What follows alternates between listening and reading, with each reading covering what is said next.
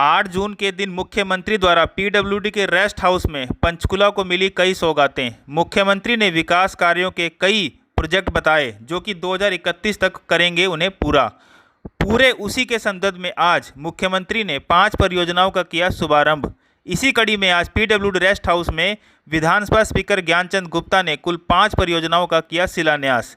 वहीं पहले ही मुख्यमंत्री ने पंचकुला को मेट्रोपॉलिटिकल का दर्जा दिया, तो वहीं आज पंचकुला में सबसे बड़ी इमारत का निर्माण व उसके बारे में विधानसभा स्पीकर ने दी जानकारी। पहले जब आदरणीय मुख्यमंत्री जी ने पंचकुला को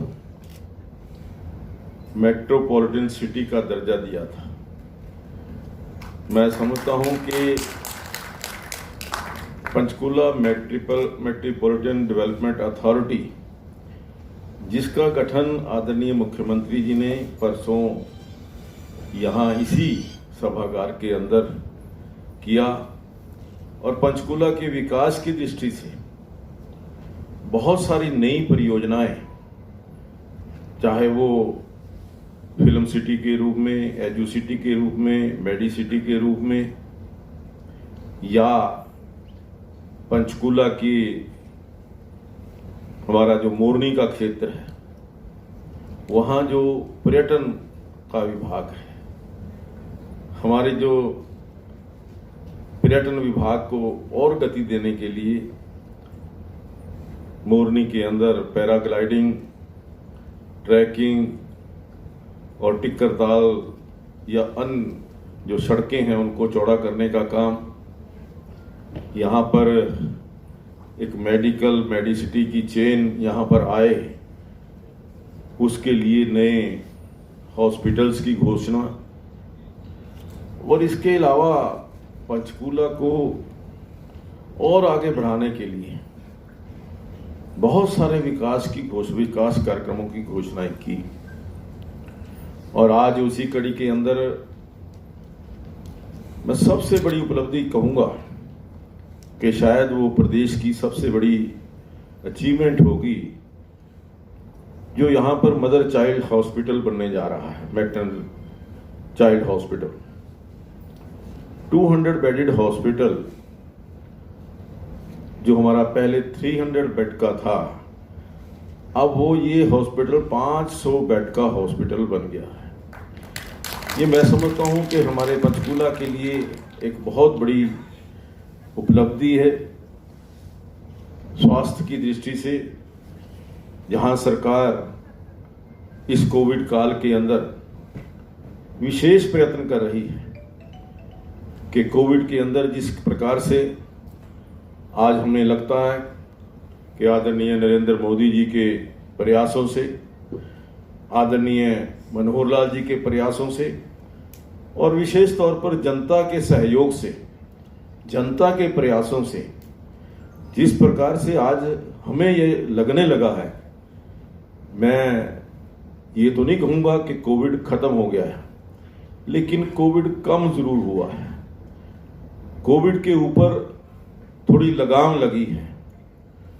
और लेकिन मैं एक बात और कहना चाहूंगा सभी अपने साथियों से कि हम इसको हल्के में ना लें।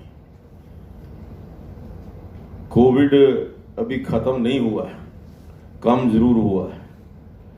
इस बात का ध्यान रखते हुए जो कोविड के नियम हैं, कोविड के SOPs हैं, कोविड के लिए जो हिदायतें दी गई हैं बार बार, वो है मास्क लगा करके ही निकलें, और जो 2 गज की दूरी है, अभी मैं बोल रहा था अपने जो विशेष तौर पर वरिष्ठ कार्यकर्ता हैं हमारे पार्टी के, अगर हम ही लोग फॉलो नहीं करेंगे तो बाकी दूसरे कोई नहीं करेगा।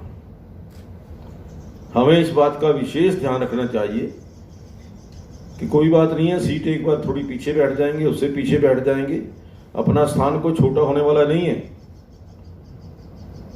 लेकिन अगर हम ही कोविड नियमों का पालन नहीं करेंगे तो बाकी हम दूसरे लोगों को क्या मैसेज देंगे।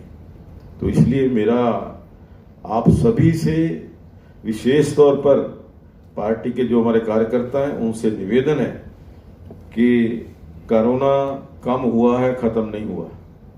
इस बात का हम विशेष ध्यान रखें। और जहाँ तक स्वास्थ्य की दृष्टि से, जैसा अभी बताया गया कि ये जो हॉस्पिटल है लगभग 94 करोड़ रुपए की लागत से ये हॉस्पिटल का निर्माण होने जा रहा है और 2 साल के अंदर ये जो निर्माण कार्य पूरा होगा, ऐसा विश्वास जो है वो दिलाया गया है। इसके अंदर लगभग 48 करोड़ रुपया सिविल वर्क के ऊपर है। बाकी पैसा जो है, जो हॉस्पिटल की दृष्टि से, मेडिकल की दृष्टि से, अन्य सामान उसके लिए खर्च होगा। और मैं समझता हूं कि पंचकुला की सबसे ऊंची बिल्डिंग 3 स्टोरी, नीचे बेसमेंट है, 3 बेसमेंट हैं और 11 फ्लोर। इतनी बड़ी बिल्डिंग पंचकुला में शायद अभी तक पहली ये बिल्डिंग बनने जा रही है कि 11 फ्लोर प्लस 3 14 फ्लोर। यूं कह लीजिए कि जो सेक्रेटेरिएट है वो भी 13 मंजिला है, उससे भी बड़ी ऊंची बिल्डिंग है। ये एक शुरुआत हुई है। बहुत सारी परियोजनाएं हमारे दिमाग के अंदर हैं जो पंचकुला के अंदर आने वाली हैं, चाहे वो यहाँ पर घग्गर रिवर फ्रंट है, उसके ऊपर कार्य चल रहा है। कुछ ही दिनों के अंदर आपको वो भी एक नया आयाम देखने को मिलेगा।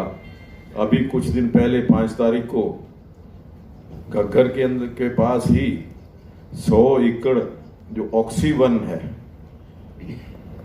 कोविड काल के अंदर जिस प्रकार से ऑक्सीजन की कमी देखने को आई और ये महसूस हुआ कि विशेष तौर पर शहरों के अंदर पेड़ कम होने की वजह से ऑक्सीजन की कमी देखने को मिली और उस ऑक्सीजन की कमी को पूरा करने के लिए सरकार ने निर्णय किया, आदरणीय मुख्यमंत्री जी ने निर्णय किया कि पूरे प्रदेश के अंदर विशेष तौर पर शहरों के अंदर कम से कम 5 एकड़ में और बड़े से बड़ा जो ऑक्सीवन है वो 100 एकड़ का, वो आज हमारे पंचकुला के अंदर ही बना है। उससे कम 80 एकड़ का जो है ऑक्सीवन वो करनाल के अंदर दिया है।